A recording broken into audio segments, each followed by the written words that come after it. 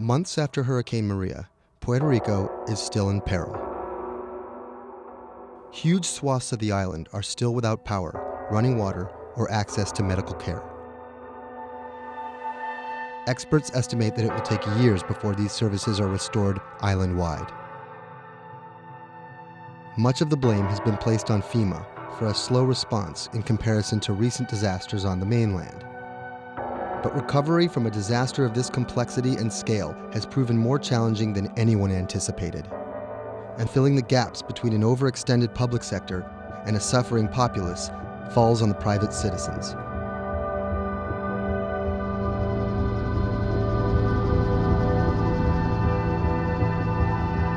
Robert Anderson is a Puerto Rico resident of 4 years. The eye of the storm came in south of El Yunque, swept up towards San Juan, and out to Arecibo. Everything on the right-hand side is what we call the dirty side of the storm. This isn't his first time in a disaster zone. With a military and telecom background, Anderson worked on repairing damaged cell phone towers in New Orleans after Hurricane Katrina. Some might be tempted to label him a disaster capitalist, seeking lucrative government contracts for his expertise. But as Anderson finds himself in the middle of a humanitarian crisis, he and his associates are developing a variety of pro bono recovery projects that target the island's hardest hit areas. I see two Puerto Ricos. We're here in San Juan. They have telecommunications restored. They may or may not have power, but basic services are in place. They're able to get food, they're able to buy things, they're surviving. And when you look outside of the San Juan area, you can go 15 minutes from here and find areas that are devastated. I'm working on the devastated side. Today, he's put together a boots-on-the-ground mission to provide medical care to some of the island's most isolated and vulnerable residents. Steve Berenbaum is one of Anderson's business associates. He offered an extra car and a set of hands. So we received an initial report from a nurse that was out in the area. We're headed to the northeast region of Utuado for some people that are in need of urgent medical assistance. Dr. Sally Priester is a physician from San Juan. She filled a van with medical supplies at her own expense and brought along a team of nurses. Google Maps estimated our first destination to be a 90-minute drive. But it didn't account for obstacles like this.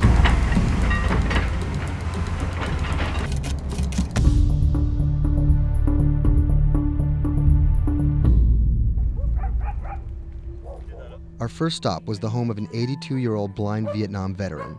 His roof was blown off by the storm, and he's been living alone in a back shed for nearly 2 months. His cane actually got broken in the storm, so he's limited mobility. He has a number of medical ailments. Dr. Priester's having a look at him. We called the VA. They're going to get him set up with what he needs, get him stabilized so he can then be transported either to an evacuation center or off the island.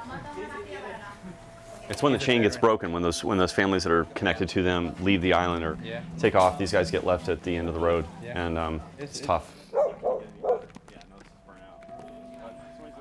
FEMA was not officially part of Robert's team, and their arrival caught everyone by surprise. Their job here was to survey and report back to their superiors, and did not come with medical aid of any kind.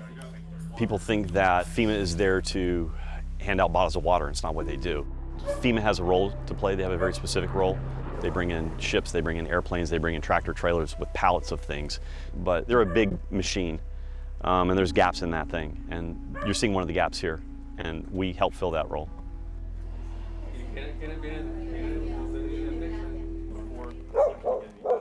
These guys are in a bad situation before, and now they're struggling for real basic things. One of the risks that you run is people going from fear to hopelessness. Those are the folks that we're trying to reach. And how are they reached? How are they even found? Word of mouth, mostly. And what's your role in all this? Ghost in the machine. I'm lucky enough to be able to communicate with folks in FEMA, the state of Puerto Rico. For a ghost, Robert makes his presence well known. Not only was he the de facto leader of the mission, now with FEMA in tow, he created his own maps to survey storm damage. So we're right here. And delivered them to FEMA HQ free of charge. I have pretty good reach. Perhaps that's how he managed to earn himself a coveted FEMA badge without actually working for them. And it's these relationships that allow him to operate more efficiently than an NGO or a government agency. We're able to resolve problems at a different level. Our next stop was on a mountaintop, a family of 11 struggling to care for their special needs brother in what was left of their house. Probably we are the first health team to come and visit this family. Muy bien, todo muy bien. The patient has Down syndrome. He's all day in bed. The difficulty with this is the patient cannot be alone. The most important thing is that you need to take care of the chronic disease besides disability, because they have been not going to a doctor, and no doctor has come in here yet. So we need a refill of this medication. After maybe 54 days, it's not getting better. And the only way that you can be able to see that is coming to the ground, drive, and see the people and talk to the people. You can see San Juan from here, but you can't get there. It's like the Emerald City.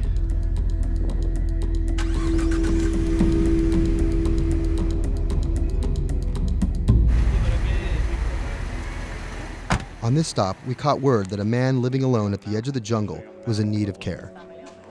So we decided to take a little detour, come up here and check out and see what's going on.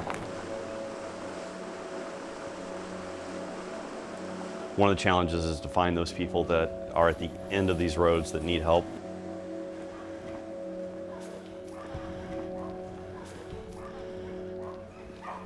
¿Pero por qué estás solo? ¿Por qué estás por acá tan solo? I'm asking about why he's alone right here. He said things of in life happens. You know, I'm here by myself. So ¿dónde vive acá? En la parte de Rivera.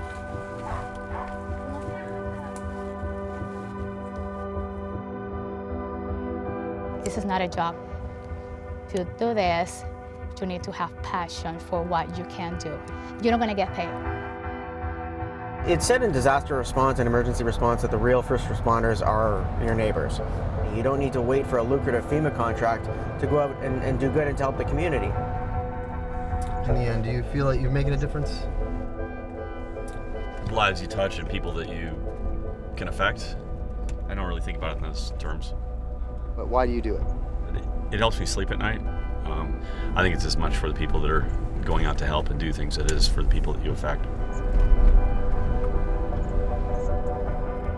Whether out of altruism, or the lure of a paid gig, or some mixture of the two, Anderson hopes to stay here to help shape Puerto Rico's future. Puerto Rico's essentially been a colony for 400 years. It was treated poorly by the Spanish. It was not treated well by the United States when they first got here. Puerto Rico can continue in the way that it's always been, or Puerto Rico can rebuild itself like nothing that's ever been. And we have to do everything we can to make that real. That's the bottom line.